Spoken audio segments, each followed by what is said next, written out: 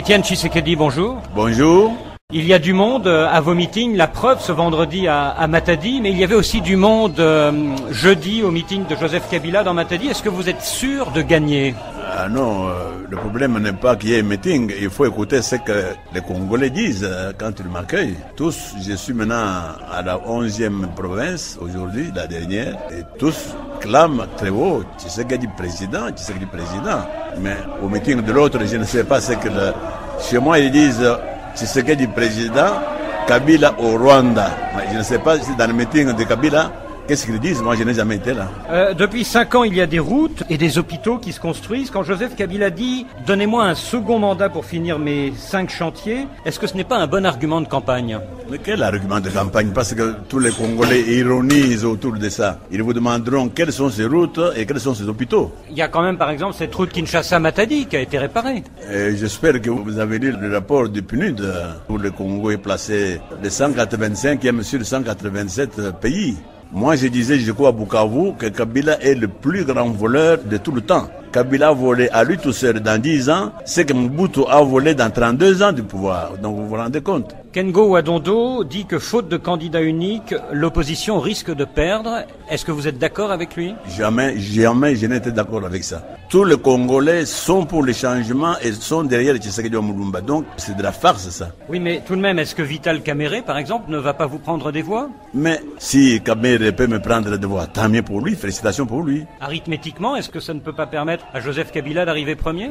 Mais ce n'est même pas une goutte d'eau. Kabila n'a rien. Attendez les vraies élections, vous verrez Kabila aura 2 ou 3,%. Écoutez ce que les Congolais disent dans les chansons. Kabila doit retourner au Rwanda, c'est clair pour le peuple congolais. Il y a 2 semaines, Étienne Tshisekedi, vous avez appelé vos partisans à casser les portes des prisons pour en libérer vos militants. Est-ce que vous maintenez ces propos? Je le maintiens et je suis prêt à les répéter. Parce que ceux qui ont dit que j'appelais le peuple à la violence, je crois que ce sont des gens qui démontrent qu'ils ne connaissent rien du Congo. 51 ans de dictature, le peuple congolais souffre de la part de ceux qu'on appelle les gouvernants, personne ne dit quelque chose, et quand on demande au peuple souverain d'assurer sa légitime défense, on dit que Tshisekedi appelle à la violence. C'est ridicule tout ça. Plusieurs pays occidentaux ont dénoncé vos propres propos.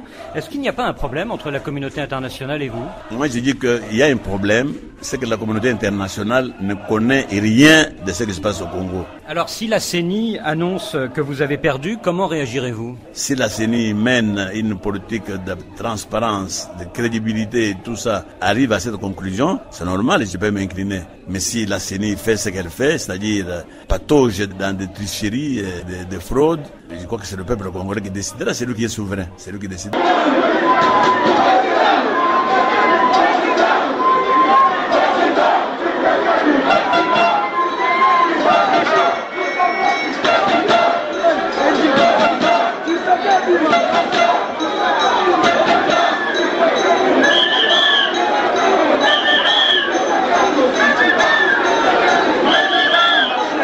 Il a un cofondateur de son parti. Comment voulez-vous qu'on ait confiance dans une structure de ce genre-là? Est-ce que ça veut dire, Étienne Tshisekedi, que vous ne respecterez aucun autre verdict que celui de votre victoire? Mais il n'y en aura pas d'autre que celui du peuple. Celui du peuple, elle proclame Tshisekedi comme président de la République démocratique du Congo. Il n'y a pas de verdict. Vous l'entendez dans la rue, dans le public. Et si la CENI annonce votre défaite et que Kinshasa s'enflamme, qu'est-ce que vous ferez? Je viens de vous dire que le peuple lui-même s'occupera de ce problème-là. Et si jamais un aventurier va contre sa volonté, c'est à lui de payer ce qu'il aura voulu lui-même. Et certains disent que vous laisserez les violences se faire pour provoquer une répression de Joseph Kabila et obliger la communauté internationale à intervenir. Non, Kabila est incapable de procéder à quoi que ce soit. On est en train de faire des illusions sur un bonhomme qui est là parce que la fameuse communauté internationale l'a mis là-bas. Il n'est pas capable de tirer un seul coup de feu contre qui que ce soit. Il est là pour torturer par l'intermédiaire de sa milice privée. Il n'est pas capable de se révolter contre les résultats qui vont être prononcés. Pas du tout. On parle à nouveau d'un éventuel report. Alors Ferdinand, est-ce que certains Congolais disent peut-être pourquoi ne pas reporter ces scrutins pour être mieux préparés? Bon, il y a deux thèses en ce moment qui s'affrontent. Effectivement, celle-ci qui dit que un petit retard, disons, ne serait pas dramatique, hein, pourvu que les élections soient bien organisées. Il vaut mieux des élections bien organisées avec un peu de retard qu'un cafouillage à temps. Et d'autres qui disent que finalement on sera prêt. J'ai pu contacter des sources diplomatiques sous le couvert de l'anonymat sur cette question. Beaucoup disent il est possible qu'il y ait un report de dernière minute, mais c'est sous le couvert de l'anonymat.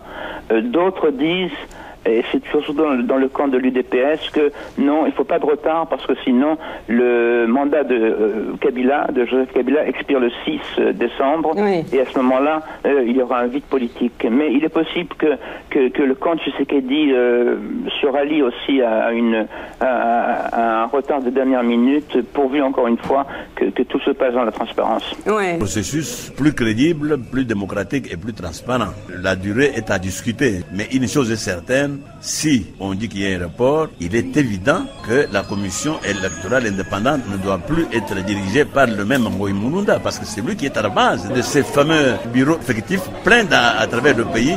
Un escroc de ce genre-là, on ne peut pas le maintenir à la tête de la commission électorale indépendante. Monsieur Tshisekedi, merci.